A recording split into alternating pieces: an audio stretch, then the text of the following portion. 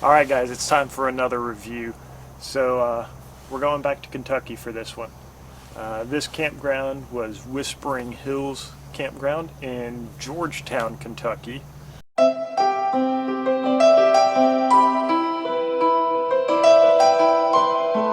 It's a pretty campground. Yeah, it was nice. It was really pretty. We were in a site right back down onto their pond. It gets a little crowded. Gets a little windy. But all in all, it was a pretty campground. I liked a lot of the stuff about this campground. Yeah, it was solely RV park too. There was no tent camping at this one. Yeah. Some downsides for it. The site we were in, and I noticed it was this way on a couple of the sites, your sewer connection was all the way at the front of the site. So if you're like us, our drain is at the back of our trailer. So I actually had to go buy about 30 foot of sewer hose so we could dump our tank, and it was kind of uphill, so you guys can imagine it was like trying to push poop uphill to drain our tank. So that was kind of an aggravation, but you had a decent amount of space. I mean, for an RV park, there was a decent amount of space there for us. You had a little bit of grass. You can't put out rugs and anything onto the grass because they don't want you killing the grass that's there. But that didn't really bother us because we didn't even take anything out because we were only there a week, and it was so windy that it probably wouldn't have been there when we came back if we left. Right. Nice. If you are going to be there on the weekend, get there early. Because you'll see in the video, there's not much parking. If you're going to be there, camping there during the weekend, I would suggest getting there early. Because you'll see in the video, there's not much parking space. So trying to back a trailer in, like one person that was staying across from us actually had to come over and ask me if I could go park down the way so he'd have enough room to maneuver to get his trailer in across from us. So it's kind of tight quarters in that aspect. Yeah, the road itself from one side, if you're across from them. The sites themselves, you had, I mean, for an RV park, you had plenty of space. One of the things that I liked, Kenny and I have gotten really good at teaming up and me helping back him in without help. But this one, they don't even ask you. They take you. The kid's running away. They take you on a golf cart or a gator, I can't remember, and they bring you to your site and they actually back you up, and they do it fast, so much faster, so much better than I could have ever done. They actually had Kenny cutting the truck more than he had ever done with the trailer in the back, and got us in there perfectly in like seconds.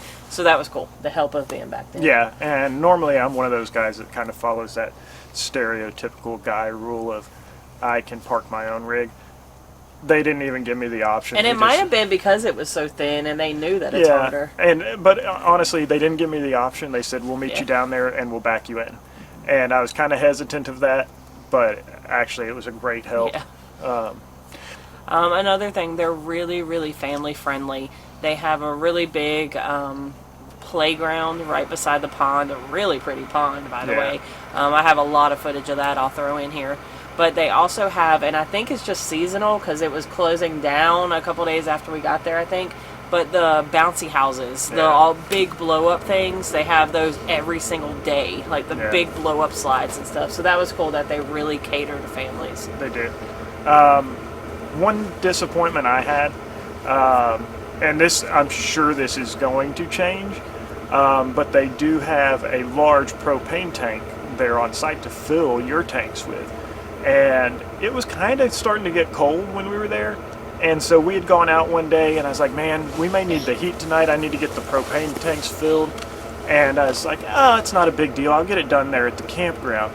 Well, I went up to the office and they said, we had to move our tank and we can't fill them right now. Downside here, guys. When I went into town to get the tanks filled, I was mentioning it to one of the only places in town you can get tanks filled, and the guy goes, yeah, it's been that way for a while. You're not the first person to tell me that. So just plan ahead. So yeah, keep that in mind. Don't count on them having that large filling station hooked back up yet. So something else you have to be aware of is the road going in. We had read about it, and luckily we did not pass anybody right when we were pulling in. Right. It is so narrow that it's basically a one-way if you are pulling something. If you're just two vehicles going, you could go slowly by each other, but I mean that's like the main road to get to it, so you can't bypass it. So just be aware that when you go over this really big hill, you might come up on somebody and have to figure out what somebody you're gonna pulling a bigger trailer than you. So you can do it. It's just be aware of it's it. tight. That road. It's tight. They have the community fire pits. We met a couple friends up there that we follow on Instagram, and we hung out there. They have the swings. What are they called? Porch swings. Porch swings around the fire pits. Kind of neat. I didn't go inside the office. You said there's not much in there. Yeah. Like a little camp store. The little camp store. It doesn't have much. So do your shopping in town kind of. There's a place right down the road. I don't remember what it's called. Anderson Farms or. I think it's Anderson's Farms. I think is what. It's really cool. That's where we got our firewood. Their firewood's really good and really cheap, and they have really neat things in that store. They do. And something y'all might not know, I like cigars. That little country store has an awesome humidor inside. So if you like cigars, bonus for that little Anderson Farms place there. Our faces are lit up now. The lighting got dark already. Yeah, so I think those are the biggest things. I think from what I heard, they were building a dog park while we were there. There are some full-time people. There's some. It's probably like half and half, or but it's not like overtaking. Well, everybody. and it's not like a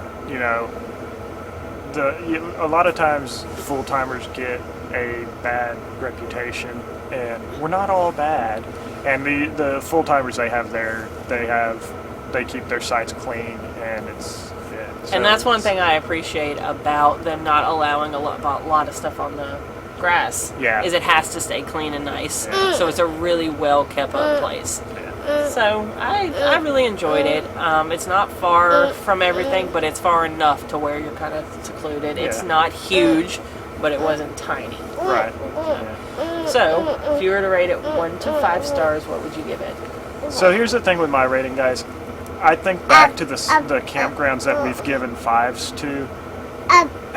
This one, I mean, it's beautiful. It really is. There were just some amenities that were missing, and the sewer connection being way up at the front of the site. I got to give it like 4.5. I was going to give it a 4 too. Yeah, it's really beautiful. The sunsets there are amazing, not only on the campgrounds, but in Kentucky in the area. Beautiful. I'll have some footage of that. But all in all, yeah, beautiful campsite. But I was and it's nothing drastic. It's nothing that would make me go, "Wow, I'm never staying here again." That makes me give it a 4.